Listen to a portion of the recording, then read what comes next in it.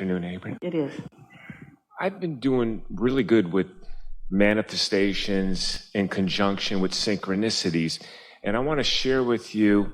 Manifestations are all about timing, and timing and synchronicity, that's the perfect combination. So it's one and the word. same? Yes, okay. it is. I want to share some things with you, some specifics. And we want to throw one more Sure. word in, and then we won't interrupt again until Take your you've time. spilled it. The other word is cooperative components. Cooperative components, timing, synchronicity, it's all the same. And I do all your principles, Abraham, to the best of my ability.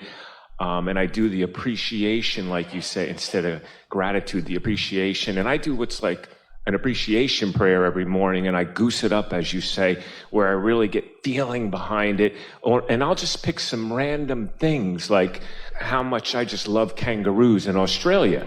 And then that day, I'll see pictures of kangaroos, like on cars. And like, I'll say how We much. have to tell you a kangaroo story, speaking of synchronicity. So Esther is in Australia in a carload of people, and someone in the car says, "So where's the kangaroos?" And the driver of the car says, "Kangaroos don't just go hopping down the street," but then one did. Were you in Australia? Yeah, then one did. That's amazing. And like, for example, when you always said to cherish the miracles that are all abound. And for example, I love dragonflies. So I'll thank in the morning with my prayers on my knees with so much joy about dragonflies and how they've been on this earth as a species for 300 million years. And I said, you know, I love all the different colors. I'd love to see a blue one or a white one or purple. And then that day I'll see that exact color. All right. And wait till you hear this. I was in a supermarket and I was going to get some sneakers, and there was a lady coming out from a shop, right? And she said, what is that? What is that? A dragonfly right up to my nose. You can't miss it. My nose, it's here. And it flew right up to my nose. She said, what is that? I said, it's dragonflies. They come see me because every morning I thank how much I love them and that they've been here 3 million years as a species.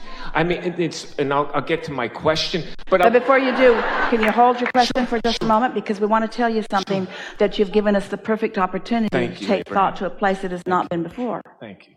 And it's where we began today, but you've brought us full circle, and this is really a wonderful thing. Creation is about getting in the flow. And we began today by talking about the law of attraction and about the path of least resistance. So now think about thought paths. So think about how when you think in connection with your source energy, because you're in appreciation when you're doing it. So you've got that leverage. You're all tuned in, tapped in, turned on with this energy of source. So you have a powerful, powerful point of attraction.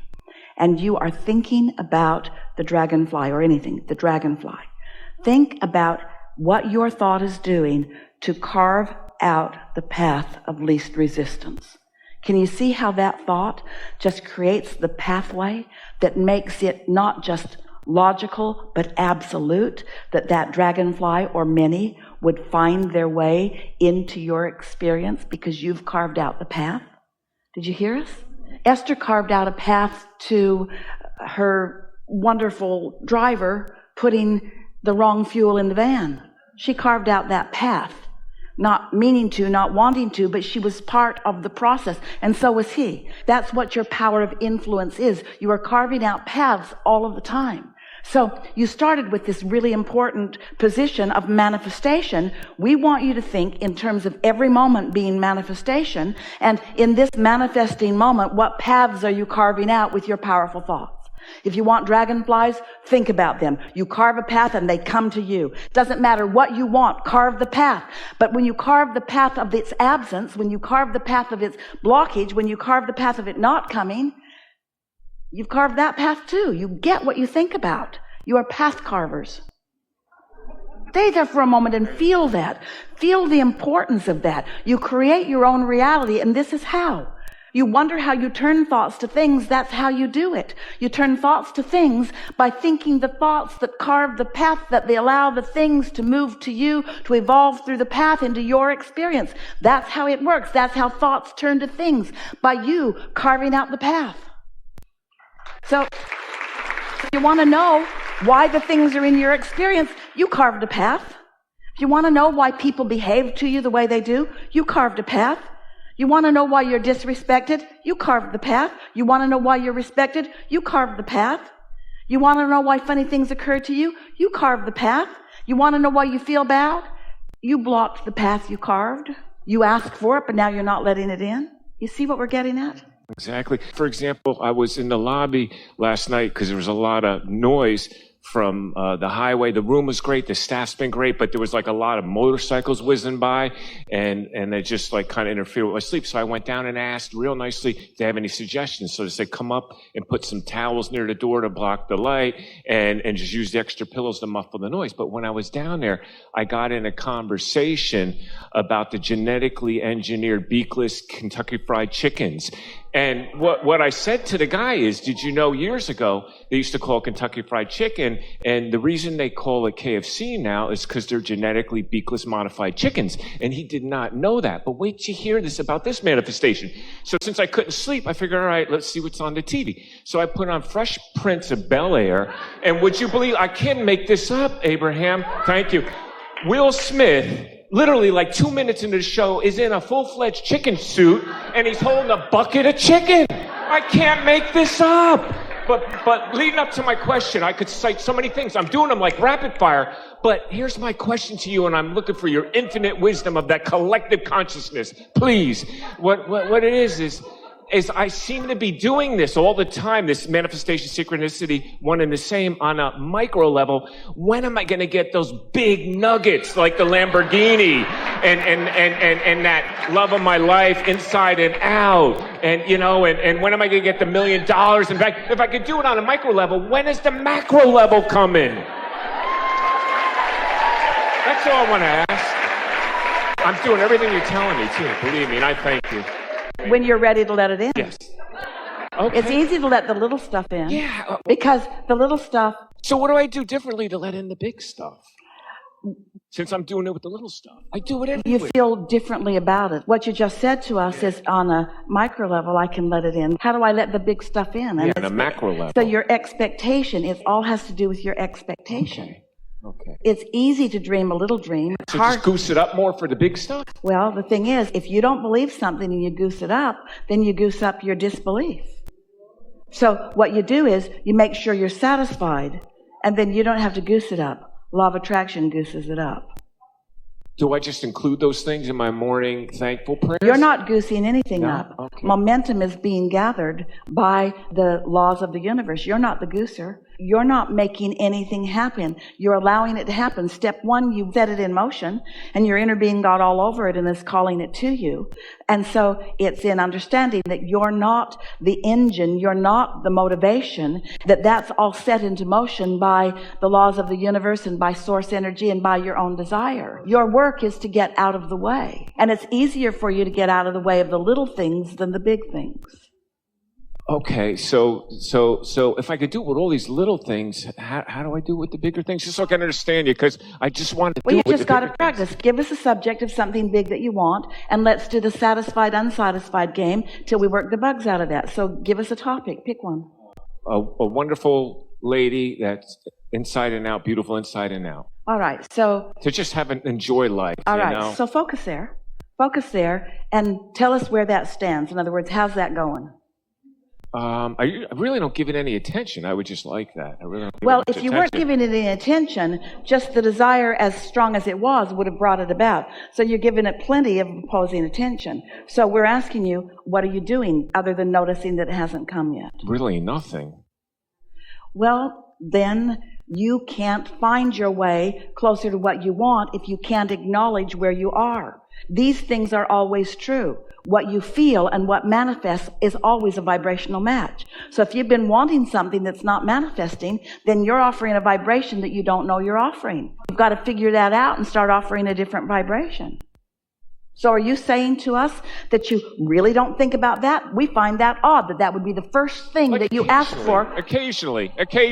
You're talking to infinite intelligence. We asked you, what do you want that you could clean up? And that's the first thing you brought forward, and yet you've never think about it. Well, pick something else then. Okay, how about a brand new spanking Lamborghini? Yeah. What color? Blue. Caribbean blue. Yeah? Yeah, did they make that? I don't know. I know they do in Corvettes. I also want those, Yeah, well, too. see, how much thought have you really given this thing? Have you not much. Googled So it? how do I Have you do it? Googled it? Have you looked for it? We don't think you've been thinking that much about it. We think you just pulled it out of something right here. Really? You've got a theory that you've presented to us that you haven't put into practice. And your theory is big things are hard and little things are easy. So when we really ask you about it, the first two things that we've asked you that you've demonstrated to us, you've not given that much thought to. Can I give you one more example, please, Abraham? Of a boom box. Out of the blue, for your CDs, of course, I wanted to go to Target and find one of those old CD boom boxes. And I figured this is a long shot. They're obsolete now with all these gadgets we have nowadays. So listen to this. You have our undivided attention. Thank you. I go to Target, and not only did they have one, they had one of two, but one of the two boxes was dinged up, and I was like the nice crisp box. So I get that, right? And I was like, I started thanking God, Jesus, Source, Mother Teresa. I started thanking everything in the universe that was positive. Did you thank law of attraction? Law of Did you thank attraction? alignment? Yeah, I thank out loud. Did you thank satisfaction factor? Did you not thank your point of attraction? But or were you thanked Source. assigning it to other things over which have no control of you? Oh, okay, because I tried to cover it all. That was good, positive. And I was saying it out loud in the aisle. So check this out. I go home, and I'm kind of like a softie. I love Hallmark movies. So there's this new movie out. I had DVR from this year, 2018, like a few months ago, called A Season of Love with Autumn Reeser. And I hadn't gotten around to it, just haven't had time. So I figured, I'll watch it during lunch today. Would you believe, I wrote it down, 3 minutes and 51 seconds into it. She goes to her childhood home and to help her mother with the restaurant that's not doing good. She goes in there and she couldn't believe it that there was this old CD boombox in the same spot when she was a teenager. I can't make this stuff up. I want to do it with the big stuff. Well, see, what happened is... And I'm making all the connections. You carved out that path of least resistance with no resistance. You wanted a boombox for another reason, found a boombox, so there's no resistance. This is the point that we're wanting you to hear. With that little bit of conversation and experience, you carved out a pathway to a boombox. So much so that your inspiration as you move forward was to choose a particular movie that had within it. This is something that we really want you to know. Your inner being knows where you stand in relationship to everything that you're asking for. So your inner being knows where all those boombox connections are. And in an attitude of non-resistance, it is almost an instantaneously, you said 2 or 3 minutes. And it was, yeah. That same day for lunch. So we're asking you, do you understand carving a path? And do you understand carving a path comparison? Can you explain the carving a path a little bit better? A thought carves a path.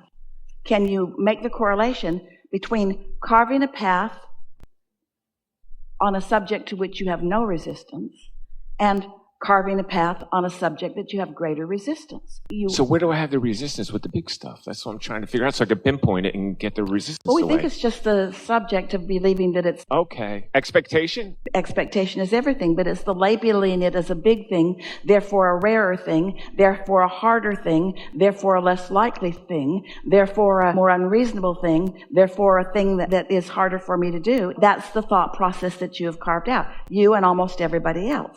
You see, this is such an interesting thing, and we so enjoyed having this conversation with you because you're explaining to us the laws of the universe as we know them about some things that are working for you. Instead of using those things that are working as a catalyst to make you believe that more things will work, you're turning them on their side and using them as catalysts to be annoyed that big things aren't working.